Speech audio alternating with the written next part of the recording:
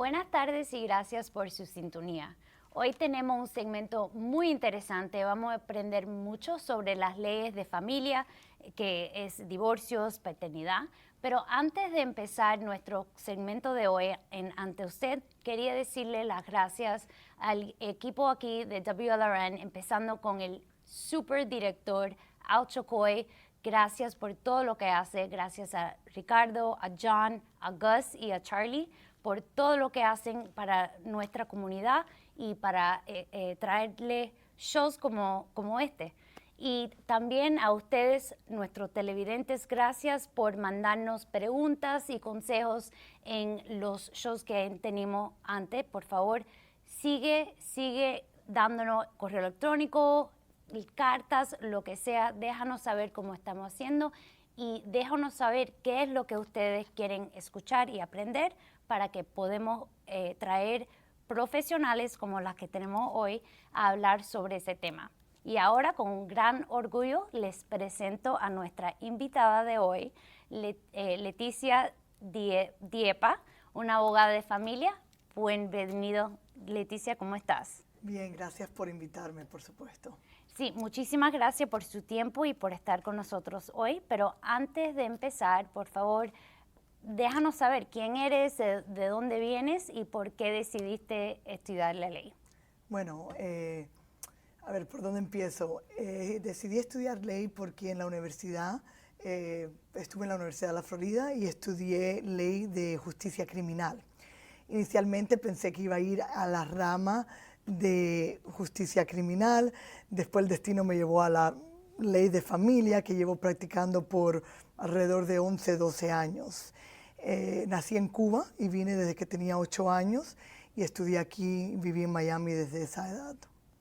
Entonces, ¿usted llegaste de Cuba a cuántos años? A los 8.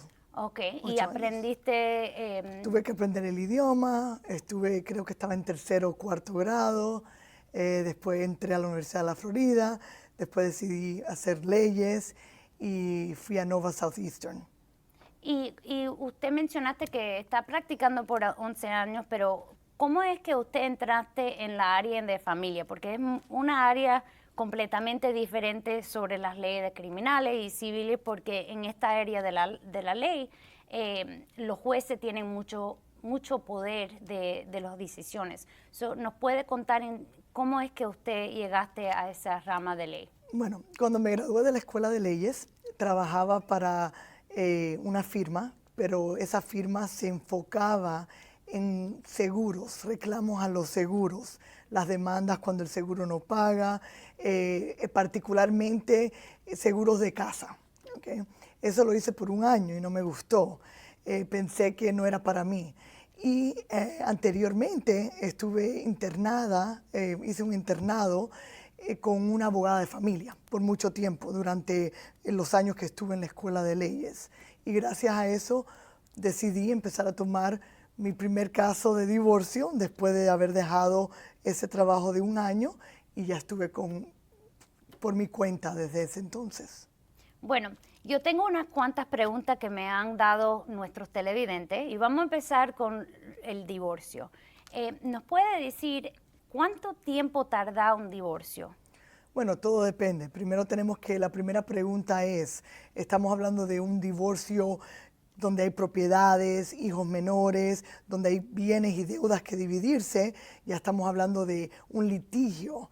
Eso se puede ser un averaje fácilmente de 6 meses a un año o más, todo dependiendo en cuál es el conflicto, el nivel del conflicto. También tenemos el simple divorcio, donde no hay hijos menores, donde no hay propiedades que dividirse, y eso puede ser tan rápido como 2 o 3 semanas. Sí, y mencionaste el simple divorcio. Eso es como, y vamos a suponer que hay una pareja y sí tienen niños, pero están de mutuo acuerdo.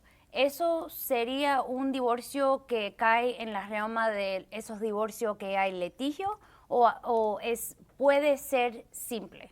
Puede ser muy simple, si los dos, por ejemplo, el esposo y la esposa se ponen de acuerdo de cómo se van a dividir los bienes que se adquirieron durante el matrimonio, igual que las deudas, y pueden desarrollar un plan de padres para compartir la custodia. Eso también se puede hacer alrededor de un mes, 2 meses. Hoy en día ha cambiado mucho las cosas por el mundo del Zoom. Entonces, por esa razón, facilita a los abogados poder terminar el caso mucho más eficiente y rápido. Sí, y vamos a hablar sobre eso en más detalle, sobre cómo es que las cortes ahora están haciéndolo muy rápido. Pero para responder la pregunta en cuánto tarda, ahora me imagino que depende en el tipo de caso que es divorcio. Si hay un mutuo acuerdo, entonces quizá, como mencionaste, puede ser algo de un mes. Pero si hay litigio, hay un proceso que debería seguir para hacerlo más sin litigio o algo más tranquilo o Sí. sin fajarse. Claro, claro. Eso también depende en el cliente y en el abogado, de las dos partes. ¿Ok? A mí personalmente siempre me gusta presentarme con el otro abogado si no lo conozco, si no he trabajado anteriormente con ese abogado y tratar de inmediatamente o lo más pronto posible ir a lo que le llamamos el proceso de mediación. ¿Okay? El proceso de mediación es cuando la corte asigna o los abogados se ponen de acuerdo de elegir a una persona que es imparcial, un abogado imparcial que facilita el proceso de mediación y trata de facilitar un acuerdo mutuo entre las dos partes. ¿Y qué son los beneficios de ir a mediación en vez de ir directamente a la corte y vamos a fajar? ¿Qué serán los beneficios? Bueno, en mi opinión, el número uno beneficio es que el desgaste emocional que no se va a tener. En un divorcio hay muchos conflictos, emociones buenas, malas, regulares. Entonces, para poder, se puede decir, poner eso a un lado, podemos ir a una mediación, intentarlo de una manera amigable, ¿ok? Sobre todo por los niños menores cuando hay niños menores. ¿Okay? Y número dos, el dinero que se van a ahorrar es mucho. Y esto no lo puedo repetir suficientes veces. Litigio cuesta mucho dinero. Además del desgaste emocional, es muy costoso. Yo he tenido casos que entre los dos se han gastado más de $100,000 en pelea de divorcio y al final, ¿qué les quedó? O sea, perdieron a lo mejor, eso es la educación de 2 hijos de su universidad, un ejemplo. Sí, y también el tiempo, porque en realidad es el tiempo que una persona tiene que enfocarle en realidad en el divorcio y en el litigio. Mucho tiempo, mucho dinero. Mediación sí es algo que trabaja, pero obviamente no trabaja siempre. Y una pregunta, Leticia, ¿es posible ir a mediación o preguntarle a la corte que nos manda a mediación antes de terminar los pleadings, antes de entregar la petición y la respuesta? Sí, todo eso depende, como le decía anteriormente, qué relación tienen los dos abogados, el que representa a la esposa y el que representa al esposo. Siempre hay manera de poder decir, vamos a pausar, vamos a ponerle pausa al caso por un mes en el sentido de vamos a mediación primero. Si eso no funciona, volvemos al transcurso de un divorcio común y corriente, que es intercambiarse todos los documentos financieros, pero se puede ir a mediación primero para evitar ese gasto adicional de intercambiarse estados de cuenta, taxes, toda la información financiera. Porque, y mencionaste la información financiera, la corte, bueno, una persona tiene que entregar ciertos documentos cuando un divorcio está iniciado, ¿no es cierto? Correcto, cuando se inicia el divorcio, que le entregamos oficialmente la demanda de divorcio a la otra parte, empezando de ese día que se le entrega, hay un periodo de 45 días donde las dos partes, el esposo y la esposa, tienen que intercambiar ciertos documentos financieros, incluyendo, por ejemplo, 12 meses de estados de cuenta, 12 meses de estados de cuenta de tarjetas de crédito, 3 años de los taxes, ¿ok? fileados. O sea, hay muchas cosas que toma mucho tiempo también poder ir colectando toda esta información para entonces entregársela a la otra parte. Es una lista Bastante larga. bastante larga, sí. Y cambiaron la ley hace reciente, creo que hace como 1 año, 2 años. Ahora están preguntando por más, no más documentos, pero por más tiempo. Eso es correcto. So, Antes pedían, por ejemplo, 6 meses de estados de cuenta. Ahora son 12 meses de estados de cuenta de cualquier checking, cualquier cuenta corriente. Y cryptocurrency lo agregaron. Agregaron también si alguien tiene virtual currency, monedas Dinero, virtuales ajá. como la Bitcoin, como se conoce, que es la más conocida. También hay que ahora dar pruebas de eso. Antes eso no existía. Entonces ahora sí es verdad, como mencionaste, que el tiempo de la cantidad de documentos que hay que dar lo alargaron para incluir más documentos, o sea, un periodo de tiempo más grande, como de 6 meses a 12 meses. Antes, por ejemplo, eran las colillas de pago de tu empleador, que eran 3 meses nada más. Ahora es mucho más también. Sí. Y mencionaste que si las parejas están en mutuo acuerdo, no va a ser necesario a tener que entregar estos documentos. Claro, hay una opción de que si ya estamos en el momento de hacer un acuerdo mutuo, ¿ok? Un acuerdo matrimonial, como le llamamos, las dos partes pueden renunciar a tener que obedecer el requisito de intercambiar esa información. Pero muchos jueces, diría yo la mayoría, un 90%, igual requiere obligatoriamente el affidavit financiero de cada parte, porque se supone que de ahí se puede calcular lo que es la manutención del niño menor. Y tenemos que saber cuál es el ingreso mensual de cada persona. Sí, y en eso, y vamos a hablar sobre eso también, porque hay calculaciones que toman basado en lo que mencionaste, ese Correcto. juramento o affidavit se dice en inglés. Sí, es una declaración jurada Declaración, sí. financiera donde la parte 1 es todo lo que tiene que ver con el ingreso de la persona.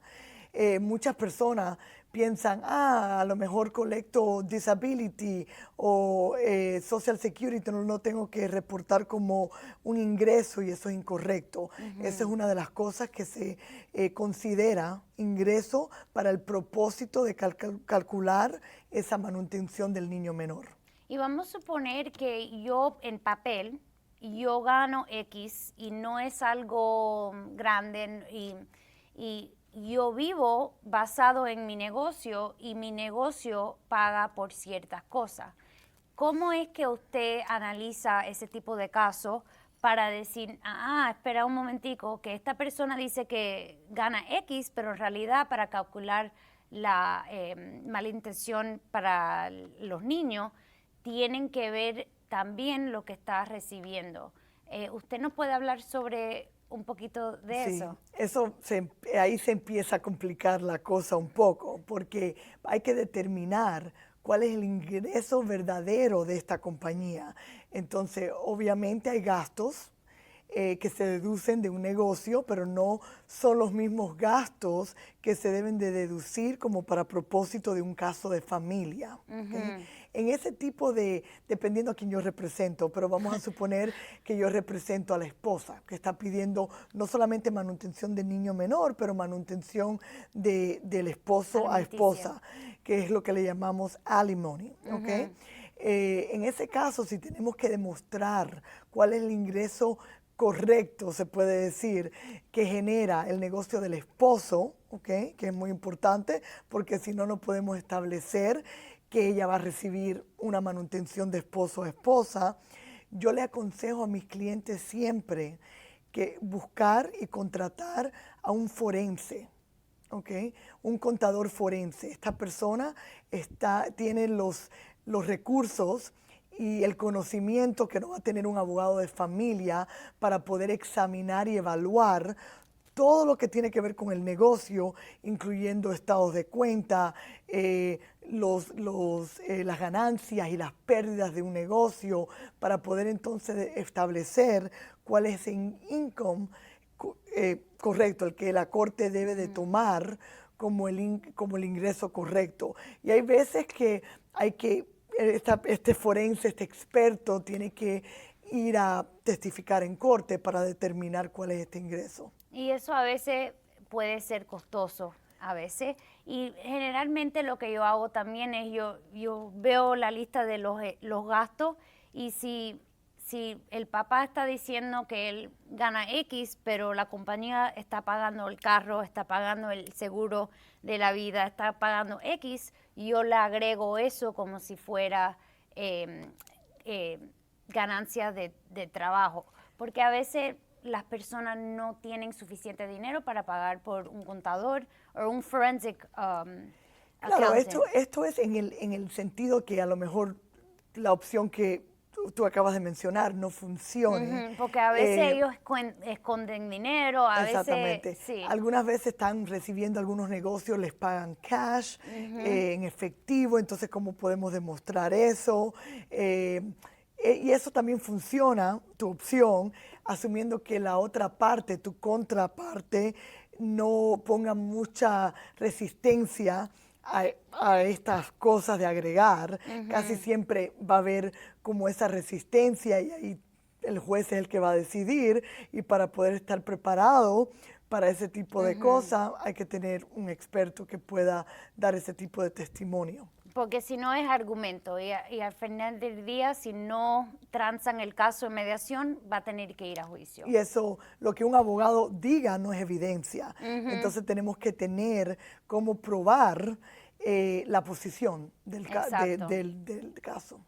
Bueno, vamos a hablar sobre la paternidad. Vamos a suponer, porque yo he recibido unas cuantas preguntas sobre esta área, y vamos a suponer que mamá y papá no están casados, pero estaban en una relación y tuvo un hijo. ¿Qué tipo de derecho le da al padre en ese momento? Otra vez, no estaban casados. Y ahora que se separen, ¿qué pasa? ¿Qué pasa con el niño? ¿Cómo es que una pareja puede decir, mira, este es el acuerdo para el tiempo compartido? ¿Qué es el proceso sobre eso? Esa es muy buena pregunta porque creo que muchas personas no están correctamente informadas de cuáles son los derechos como padre. Cuando en la Florida, cuando una mujer está casada y un hijo nace del matrimonio, o sea, nace estando casada, se considera automáticamente que el esposo es el padre, automáticamente. En cambio, cuando una mujer da a luz y no está casada, cuando dio a luz, ese niño no automáticamente no se considera hijo de nadie, o sea, no se sabe quién es el padre hasta que el padre no establece los derechos de paternidad en corte. ¿Okay? Pero los derechos de la mamá, ellos están hechos Sí. en ese momento que esa persona da luz. ¿Verdad? Correcto, la mamá tiene todos los derechos, Sí, es más, que porque tiene... no pueden decir, mira, no, ese no es mi hijo, aunque, No, claro, claro. Yeah. La mamá tiene 100% derechos. Ese es el problema, que la mamá al otro Exacto. día puede irse a vivir a otro país sin tener que obtener consentimiento del padre porque él no ha establecido sus derechos de paternidad. Bueno, otra pregunta de nuestro televidente. Vamos a suponer que ese papá está nombrado en el certificado de nacimiento. ¿Eso sería suficiente? Para nada. Esa es otra cosa muy importante que la comunidad debe de estar informada. Estando por el nombre del padre, estar en el certificado no significa que tiene ningún derecho. Igualmente, repito, la madre puede mudarse el día de mañana a otro país, hasta dar el niño por adopción, o hacer todas las decisiones sobre el niño, aunque vamos a suponer que no sea un caso de adopción, pero que ella quiera tener todos sus derechos, ella puede tomar decisiones sobre el niño cuando tiene que ver con la educación, con la salud, y no tiene que informarle a este padre de nada, de nuevo, porque este padre no ha ido a la corte de familia a establecer un caso de paternidad. Y Bueno, otra pregunta de nuestros televidentes. Vamos a suponer que la pareja se separaron. Tienen una buena relación y tienen tiempo compartido, pero no tienen nada en escrito de ese tiempo compartido, quién va a estar con el niño en crisma, ese tipo de cosas. ¿Qué pasa si la mamá dice, mira, ahora yo no quiero que usted vea el niño ya más, porque ahora papá tiene una novia? Y normalmente eso es cuando los problemas empiezan, cuando uno de los padres ahora tienen una pareja. ¿Qué usted aconseja a alguien que está yendo de este tipo de problemas y un papá que quiere enforzar o establecer los derechos de un papá?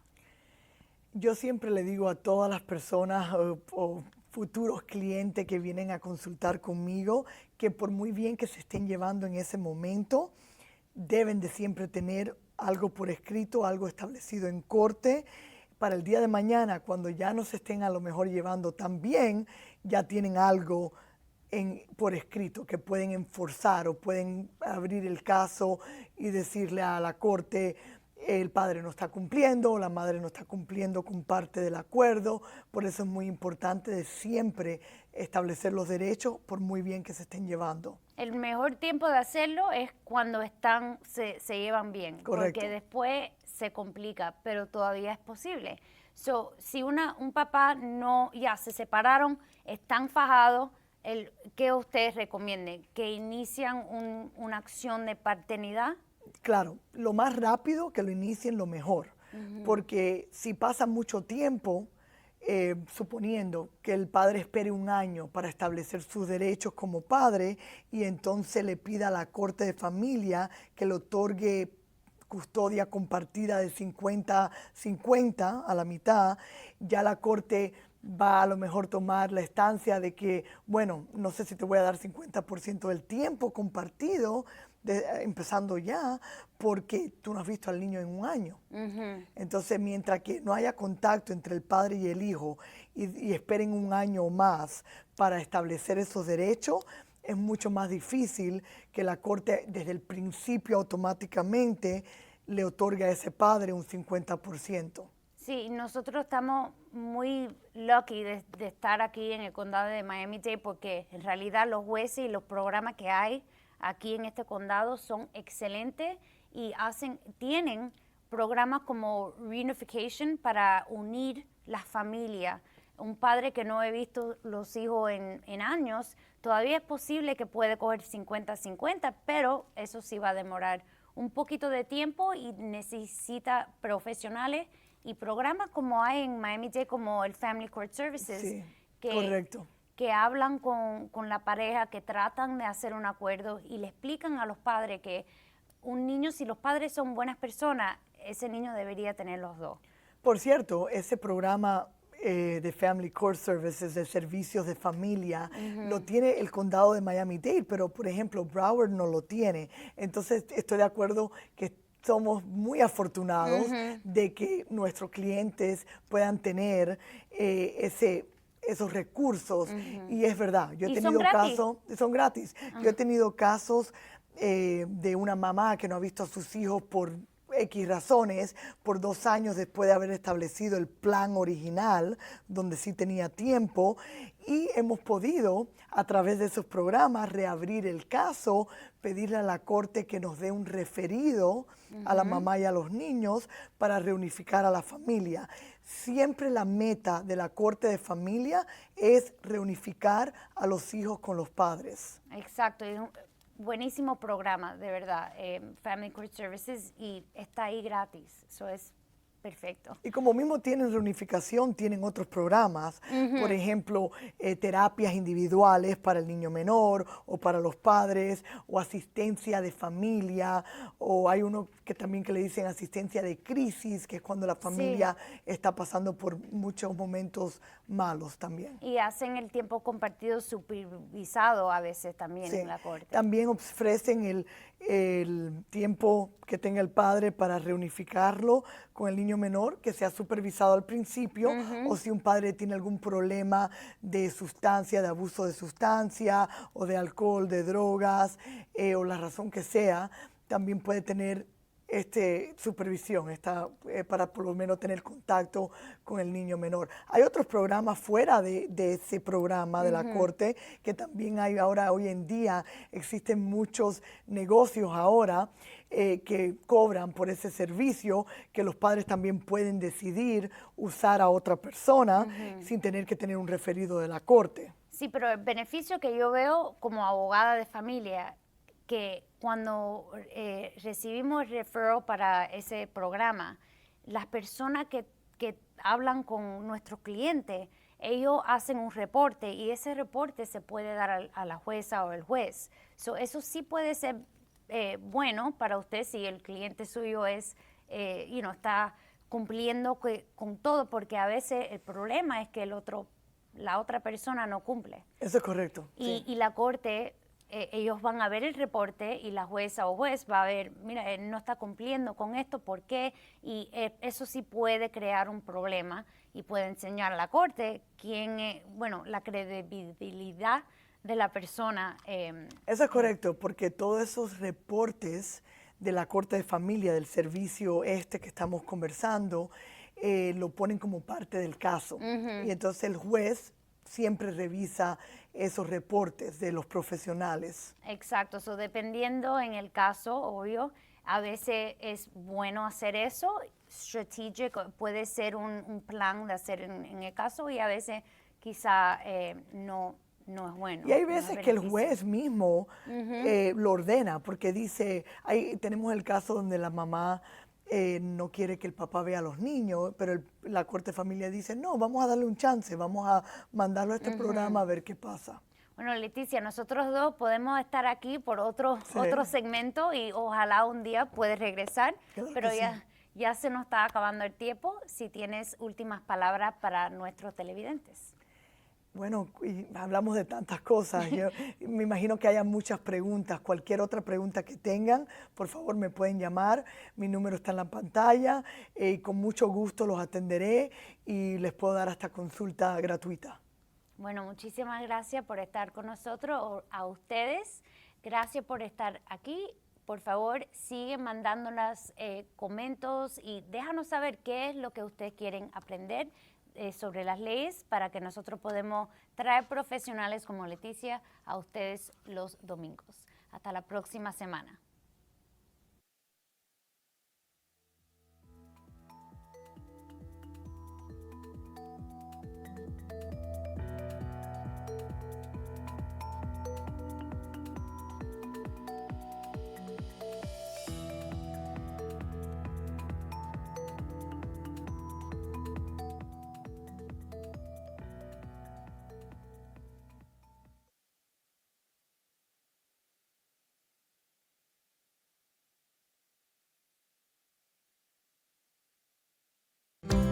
There are now